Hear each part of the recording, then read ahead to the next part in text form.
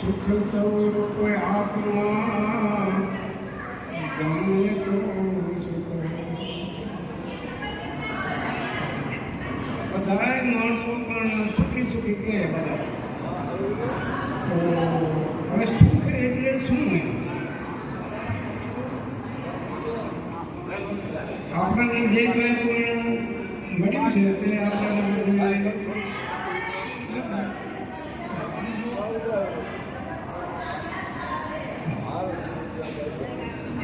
તો આ બધું આપણને ધન મળ્યું હોય, કુટુંબ મળ્યું હોય, જે કંઈ મળ્યું હોય, આ બધું ભૌતિક સુખ છે.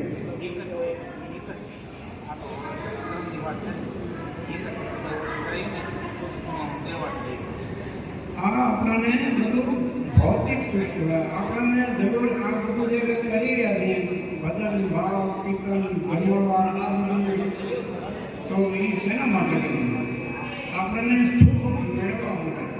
તો સુખ ક્યારે મળે કે આધ્યાત્મિક સુખ તો આપણને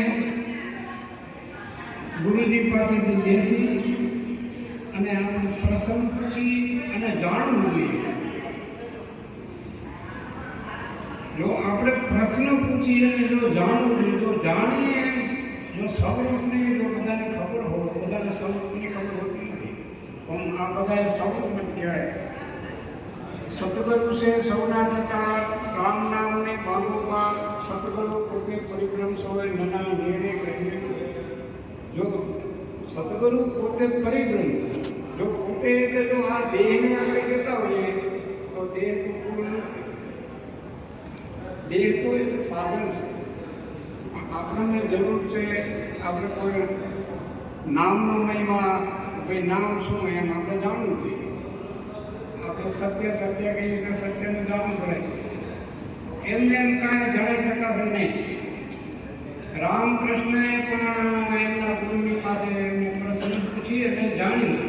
અને શાસ્ત્રમાં જો રામકૃષ્ણએ પણ એમને એના ગુરુ પાસેથી પ્રશ્ન પૂછી અને જાણ્યું.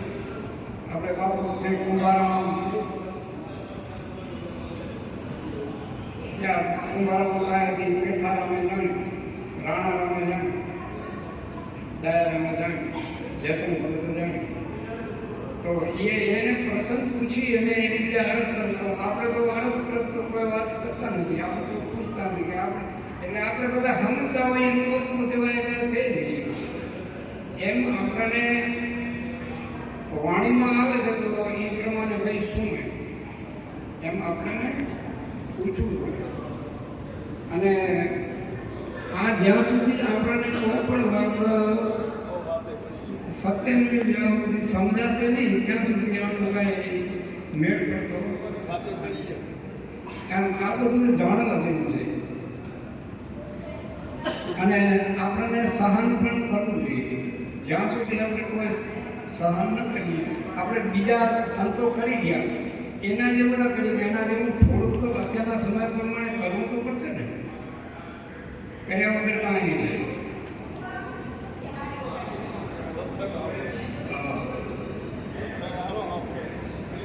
તો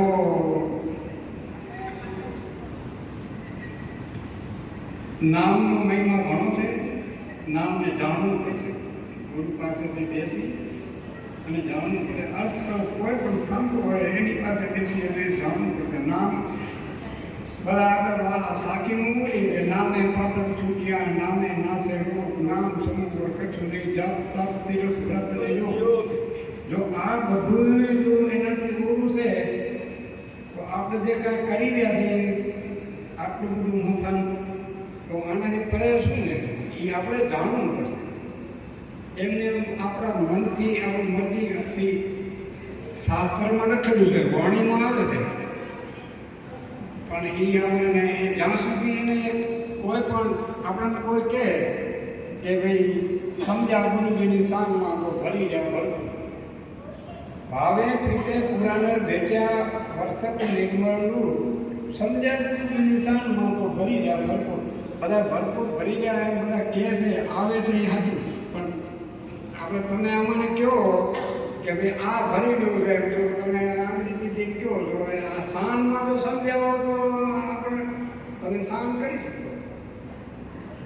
કોઈ પણ આપણે કને જેવું તેવું ભગતડું ગુણ હરિના ગાય, ભલે સોનું સાસ્યું પણ પિત્તર જોડે ન જાય. આપણી પાસે કાંઈ પણ આપણે જાણ્યું હોય તો કોઈ પાસે મેળવવું પડશે. આપણે સોનાના પાસે જઈએ, સોનું લઈ આવીએ, એની દુકાને લઈ આવ્યો, એને આપણે 16 વર્ષ કરીને દીધું હોય અને પાછું વળી તમે એની પાસે જાઓ તો બીજો એને તા આપશે. પેલો પ્રાઇમર તેલ ચાલુ કરીને એને પેલો કાંટામાં મૂકી જોખી અને પછી એને તાપ આપે કે આમાં કાંઈ ભેટશે તો હશે તો ભરી જાય, ઓછું થાય તો બરોબર નહીં, જેટલું ઓછું થાય એટલા બધું કહેવાય. એમ આપણને પણ ક્યાંક ને ક્યાંક આપણે મેળવવું પડશે. આપણને કોઈ વાત મળી હોય આપણે જાણવું તો પડશે ને. કોઈ વાત કોઈ જાણવા માટેના આપણે બધા હાલી મળી બધા ભેગા થઈ આ પૂજા કલા કરીએ, ક્યાંથી છે કે આપણે આવીએ પરિશ્રમ કરીએ તો એનો મતલબ શું? સંભ્રામ તો ઘરે થાય છે બેઠો બેઠા, તો આ પરિશ્રમ કરવાની ક્યાં જરૂર છે? પણ આ કાંઈ ને કાંઈ જાણવા સારું આવી અહીંયા કોઈ આ જમવા માટે કાંઈ એના માટે કે આપણને ખુશામત કરે એટલા માટે નહીં, કે કોઈની પાસેથી કાંઈ ને કાંઈ આપણને વિશેષ જાણવા મળતું હોય એટલા માટે આવી. તો આપણને કોઈ જાય ક્યાંય તો ત્યાંથી કાંઈ ને કાંઈ આપણે સદગુણ લઈ આવું, દુર્ગુણને દૂર કરવું. એમ આપણને સહન કરવું પડે, ક્ષમા કરવી પડે. કોઈ માણસ કાંઈ ને કાંઈ આપણને કહી જાય તો આપણે એને ક્ષમા આપવી પડે. તો ક્ષમા કેને આપી એ તમને ખબર તો હશે ને, આપણને ખબર હોય ક્ષમા આને આપી એમ તો તમે કેવો હોય. એક વખત દધીચી ઋષિ હતા. દધીચી ઋષિ હતા તો એ બેઠા હોય, એ ક્ષમાવાન હતા, એ બધાને ક્ષમા આપે એવા. તો દેવો અને